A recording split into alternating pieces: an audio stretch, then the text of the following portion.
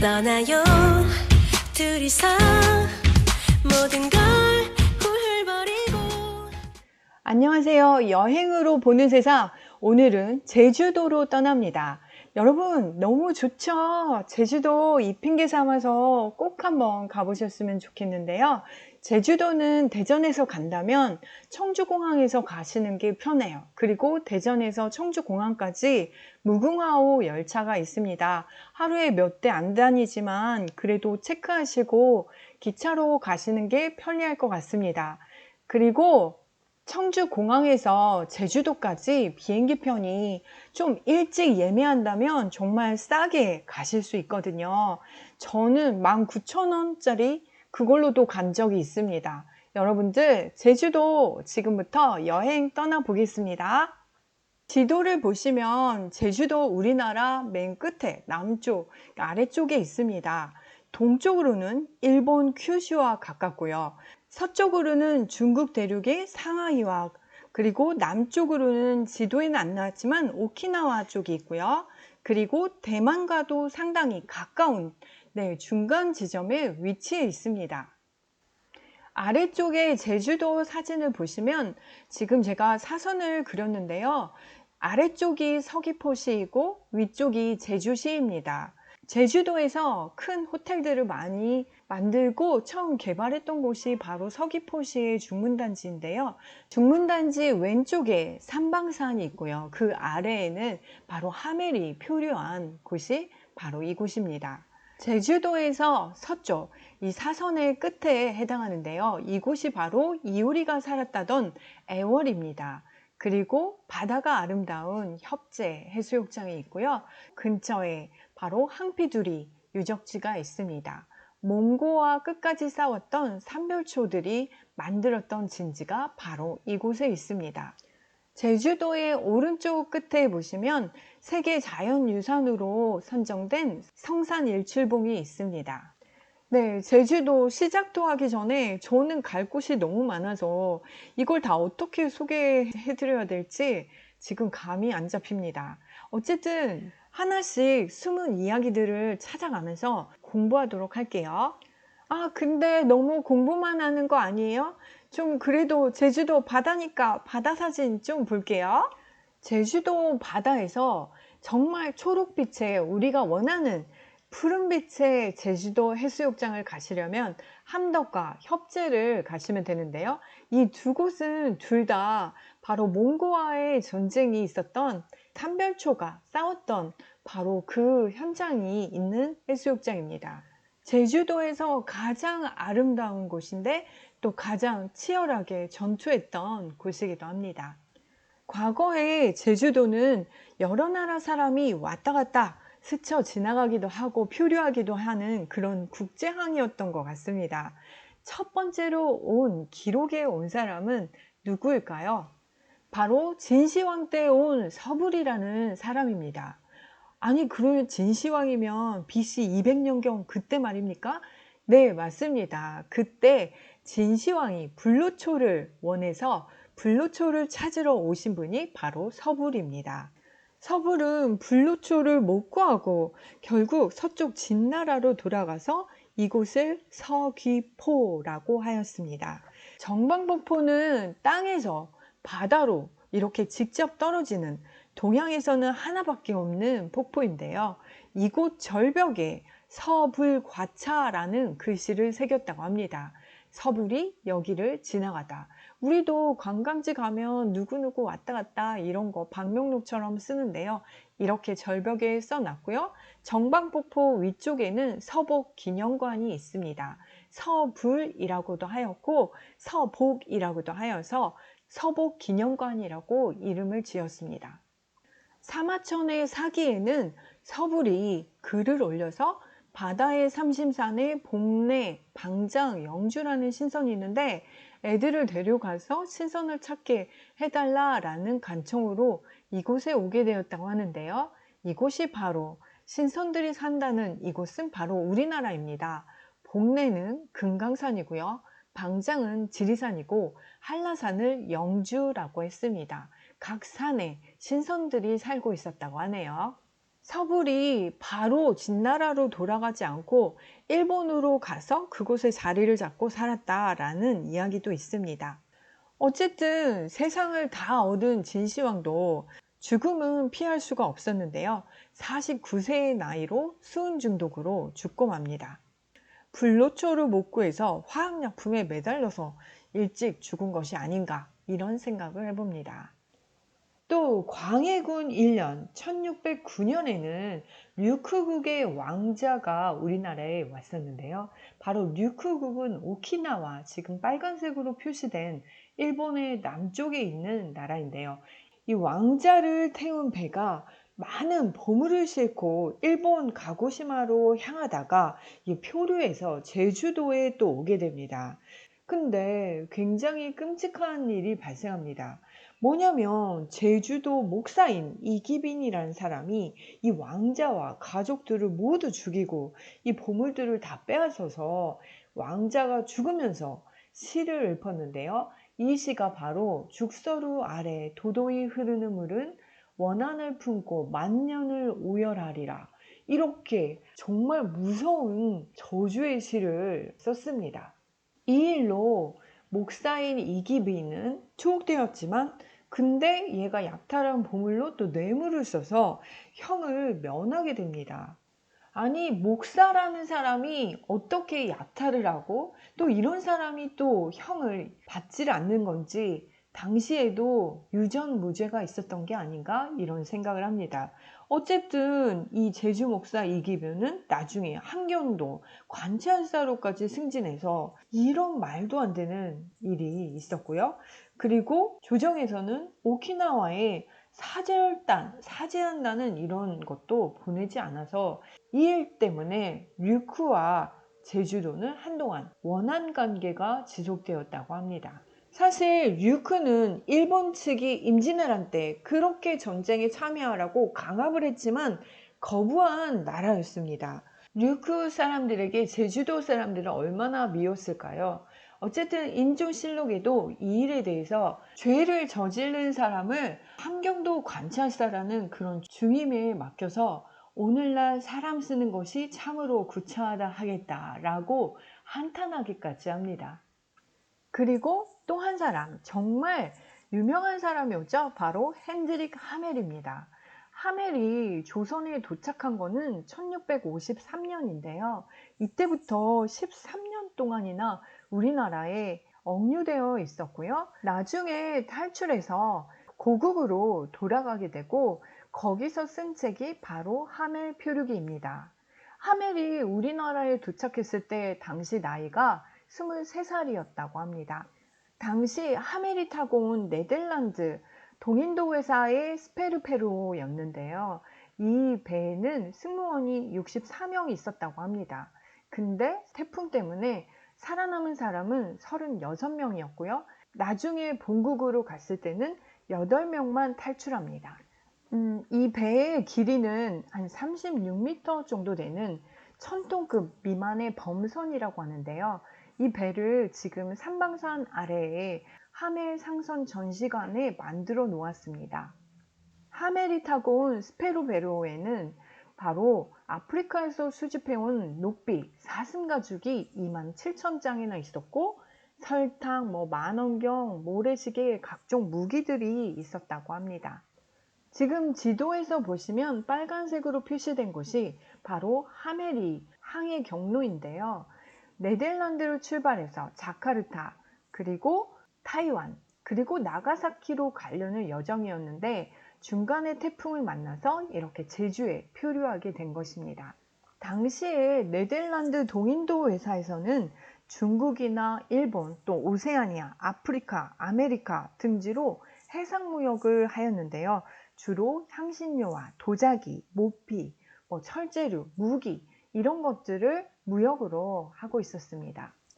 그런데 하멜이 본국으로 돌아갔을 때 동인도 회사에서는 조선이라는 나라를 모르니 이 행방불명 시기 때 월급을 지급할 수가 없다라고 해서 13년 28일간의 월급을 주지 않은 거죠. 그래서 하멜이 꼼꼼하게 기록한 이 기록 보고서, 이것이 바로 하멜 표류기인데요. 이것을 책으로 출간하고 그게 베스트셀러가 되면서 책이 완전 인기가 있어지자 회사가 어쩔 수 없이 월급을 지급했다고 합니다. 근데 이 기록 보고서가 가능했던 것은 바로 하멜이 서기였기 때문이죠. 만약에 하멜이 선장이나 아니면 그 밑에 뭐 대포 뭐 이런 거 관리하는 그런 물품 관리 직원이었으면 아마 하멜 표류기는 없었을지도 모릅니다. 하멜 표류기는 굉장히 꼼꼼하게 조선의 지명과 이런 것들을 정확하게 기록한 책으로도 잘 알려져 있습니다. 하멜이 본국으로 돌아간 게 1666년인데요. 하멜 표류기가 우리나라에 소개된 것은 1934년이나 되어서 소개가 되었습니다. 원래 제목이 굉장히 길어요. 지금 오른쪽에 나오는 길게 돼 있는 글이 바로 하멜 표류기의 원래 제목입니다. 당시에 일본을 야빤이라고 했고요. 야빤의 난가사키, 바로 나가사키입니다. 그래서 일본의 나가사키로 탈출하기까지 겪은 꼬레이, 바로 조선인데요. 조선 왕국의 풍습과 위치 등에 관한 보고서라고 제목을 붙였습니다. 하멜 표류기 안에는 정말 우리나라의 풍습, 결혼제도, 뭐 장례, 교육, 이런 군사 문제까지 이런 것들을 모두 다루고 있어서 객관적으로 외국인의 시선으로 조선을 정확하게 기록한 아주 귀중한 자료가 되고 있습니다. 지금 사진으로 보시는 하멜 상선 전시관은요, 탐방산 아래쪽 용머리 해안 쪽에 있습니다. 용머리 해안도 꼭 한번 구경해야 될 만한 곳이니까 하멜 상선 전시관에 가시면 꼭 가시고요. 가시기 전에 밀물 썰물 때문에 볼 수 있는 시간이 정해져 있으니까 꼭 체크하고 가도록 하세요. 하멜의 이 배는 모형으로 만들었고요. 그때 당시 벌써 배가 거의 난파되어서 조각조각 나 있는 상태였다고 합니다. 하멜과 일행들은 이 난파된 배에서 겨우 육지를 발견하고 살았다 외쳤겠죠. 그리고 하멜 일행들은 이곳이 무인도라고 생각했다고 합니다. 어쨌든 살아서 너무 기뻐서 떠내려온 물건들을 좀 수습해서 좀 먹고 있는데 그때 사람을 만납니다. 제주도, 조선시대 제주도민을 만나는데요. 이 사람들도 너무 놀랬겠죠. 서로 다른 모습들에, 그리고 말도 안 통하고 어떻게 정말 너무나 두려웠을 것 같습니다. 당시 제주목을 관할했던 목사 이원진이 직접 오고요. 그리고 이 사람들과 의사소통을 어떻게 해서 제주목 관하로 이동시킵니다. 말을 타고 이동한 사람도 있고 부상자들은 또 들것에 실려서 또 식사를 제대로 못했을 것 같아서 죽과 밥을 내어주면서 이원진이 극진히 대접해 줍니다. 이곳이 바로 제주목 관아인데요. 제주시에 있습니다. 아까 하멜이 있던 곳은 어디죠? 서귀포시, 중문단지 옆에니까 꽤 한참 걸어서 말 타고 가더라도 부상자들도 있고 해서 꽤 시간이 걸렸을 것 같습니다. 제주목 관아는 정말 잘 해놨어요. 그리고 정말 재미있는 게 오른쪽 위쪽의 사진을 보시면 형틀 같은 것도 해놔서 당시에 형벌이나 이렇게 벌을 받는 사람들을 하멜이 직접 보고 그것을 묘사한 기록도 있습니다. 여러분이 제주목 관아에 가시면 정문 들어가서 바로 양쪽 오른쪽과 왼쪽에 작은 방들이 있는데요. 이곳에서 하멜 일행이 취조를 받았다고 합니다. 그리고 이곳에 머물렀는데요. 말이나 소가 자는 그런 마구간이라고 생각했다고 합니다. 얼마나 작게 느껴졌을까요? 제가 가서 봐도 정말 작더라고요. 근데 정말 큰 키에 외국인들에게는 더 작게 느껴졌을 것 같습니다. 하멜 일행들은 제주목 관아에 있다가 이제 집을 배정돼서 가게 되는데요. 그곳은 바로 광해군이 위리안치 당했던 유배지였습니다. 근데 광해군의 이 위리안치 된 제주도 유배지는 굉장히 작거든요. 그래서 이 36명이 이곳에 다 있었던 건 아닐 것 같고요. 나누어져 있었던 것 같습니다. 근데 지금 이 기록은 하멜 표류기에 기록된 것인데요. 우리는 여전히 서로의 말을 이해할 수 없었다. 그리고 어떤 집으로 가게 됐는데 여기서 네, 이곳이 바로 광해군이 있었던 곳이다라는 것을 이야기하고 있습니다. 다른 어떤 것보다 하멜 일행에게 가장 불편한 건 뭐였을 것 같습니까? 바로 의사소통이 제대로 안 되는 거죠. 어쨌든 제주목 관아의 이원익은 한양에 이러이러한 사람들이 필요했다라는 것을 올렸고요. 한양에서 드디어 의사소통이 가능한 분이 내려옵니다. 그 사람은 바로 벨테브레라는 사람인데요. 같은 네덜란드 출신이고요. 조선에 온 지 26년이나 되었어요. 1627년 인조 때 이곳에 왔고요. 이름도 한국식 이름으로 박연이라고 하였고요. 부인도 있고 완전 조선 사람이었습니다. 그래서 처음에 만났을 때 모국어를 잊어버려서 서로 대화가 잘 안 됐다고 합니다. 박연이 한국에 왔을 때 32살이었으니까 하멜을 만났을 때가 한갑이 거의 다 된 나이였는데요. 그때까지 자기 말을 쓰지 않다 보니 이렇게 되었네요. 하멜 일행은 벨테브레를 만나서 얼마나 반가웠을까요? 정말 말이 안 통하다가 이제는 고향 사람을 만나니까 정말 반가웠을 것 같아요. 네, 서로 눈물을 흘리고 기뻐했다고 합니다. 그리고 하멜이 궁금했던 점을 계속 물어봤는데 제일 먼저는 나가사키로 갈 수 있냐? 나가사키로 가고 싶다 라는 거였는데요.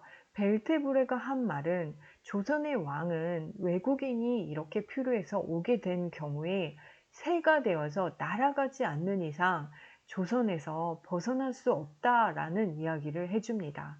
그리고 6개월 뒤에 조선 억류가 결정되고요. 그래서 지도에서 보시면 제주도의 아래쪽 바로 서귀포시인데요. 이곳에서 제주시로 올라갔다가 이 검은색으로 표시된 게 서울로 한양까지 올라가는 길을 표시한 거고요. 빨간색이 다시 내려오면서 나중에 순천에서 이 탈출해 간 경로가 표시되어 있는 것입니다. 네, 하멜 일행은 강진 병영에서 오래 있었는데요. 제가 강진편 할 때 하멜에 대해서 조금 더 자세히 이야기하도록 하겠습니다. 아까 벨테브르의 말에 의하면 아니 그러면 조선에 온 외국인들은 다시 돌아갈 수 없는 겁니까? 네, 근데 사실은 의사소통이 서로 되지 않아서 좀 오해가 있었던 게 아닌가. 왜냐하면 당시 일본으로 보내려고도 했는데 천주교 신앙과 관련해서 일본에서는 난이 있었어요. 농민 봉기가 있었고 특히 천주교 신자 박해가 심해서 특히 서양인들 같은 경우는 생명이 위험한 상황이라 보내지 않았다라는 기록도 있어서 벨테브레나 하멜이 좀 오해한 것이 아닌가 이런 생각을 해봅니다. 아, 우리 너무 제주도 하면서 공부만 하는 거 아니에요? 아, 네. 그래서 사진 조금 넣습니다. 하멜이 왔던 그 용머리 해안에 바로 엄청 크게 있습니다.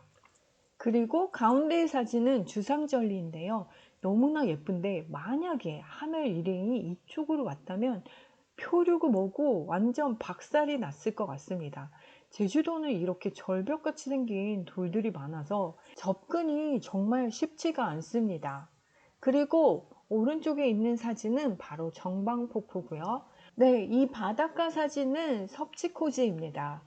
이곳은 정말 산책하기 너무 좋고 근데 막 진짜 파도들이 좀 무섭게 느껴지는 제가 갔을 때 막 비바람이 조금 치고 있어서 이렇게 무섭게 느껴지기도 했습니다.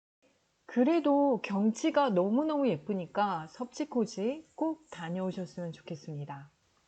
네, 이곳은 이오테오 해수욕장인데요. 제주시에 있고 공항 근처에 있어서 오른쪽에 보시면 비행기가 날아가는 장면에 제가 빨간 이 말 등대 사진을 찍으려고 여러 번 찍었었던 것 같습니다. 저는 이오테오 해수욕장 근처에 머물면서 한 15일 정도 있었는데요. 너무나 조용하고 또 아름다운 바닷가였던 것 같습니다. 그리고 이렇게 예쁜 바다가 밤만 되면 사람들이 어디서 이렇게 오는지 굉장히 많이 와서 여기 보이는 이 방파제 주변으로 사람들이 다 바베큐 파티를 해요. 정말 많이 해요. 저는 깜짝 놀랐어요. 정말 사람들이 먹을 거 다 챙겨와서 구워 먹는데, 육지에서는 아마 주로 삼겹살 같은 걸 구워 먹을 텐데 여기는 해산물도 굉장히 많이 구워 먹더라고요. 제주도 해변의 특징인 것 같습니다. 혹시 모르니까 돗자리 하나 챙겨가세요. 또 맥주를 마시든 아니면 치킨을 시켜 먹어도 되니까 돗자리 가져가서 같이 끼워서 먹는 것도 좋을 것 같습니다. 그래도 제주도 바닷가 좀 봤으니까 조금 또 공부하고 탐라 습력도 요거 보고서는 또 제주도 구경할게요. 조금만 기다리세요. 이 탐라 습력도 1702년에 만들었는데요. 사실 제주도에 대한 기록이 별로 없어요. 왜냐하면 제주도는 우리나라에서도 정말 땅끝이거든요. 그래서 이곳은 주로 죄를 짓는 이런 사람들을 유배했던 그런 곳으로 알려졌고요. 그래서 제주도에 대한 정보가 별로 없었는데 병마수군 절제사로 부임한 이형상이라는 사람이 화공을 시켜서 바로 그림으로 제주 전체의 그런 지형과 그리고 행사 이런 것들을 그림으로 남긴 것입니다. 탐라 습력도는 보물로 지정되어 있고요. 지금 봐도 1702년에 그린 그림이지만 정확하게 제주도의 모습을 그리고 있습니다. 이것은 제주목 관아를 그린 건데요. 제주목 관아에서 하는 행사 같은 것들을 직접 이렇게 그림으로 표현해서 정말 제주도의 옛 모습을 그대로 볼 수 있어서 중요한 기록문화인 것 같습니다. 네, 아무래도 시간이 별로 없어서 제가 제주도 사진 보면서 조금 더 제주도 구경해 볼게요. 네, 지금 보이는 사진은 바로 연대인데요. 제주도를 여행하다 보면 곳곳에 이렇게 돌로 쌓아놓은 연대를 볼 수 있습니다. 예를 들어서 제주도 전체 한 바퀴를 이렇게 38연대로 했고요. 여기에다 이제 불을 피워서 봉화, 봉수대 같은 그런 역할을 했던 것이 바로 연대인데 굉장히 특이하고 제주도만의 특징인 것 같아서 여러분 지나가시다가 꼭 한번 챙겨서 보도록 하세요.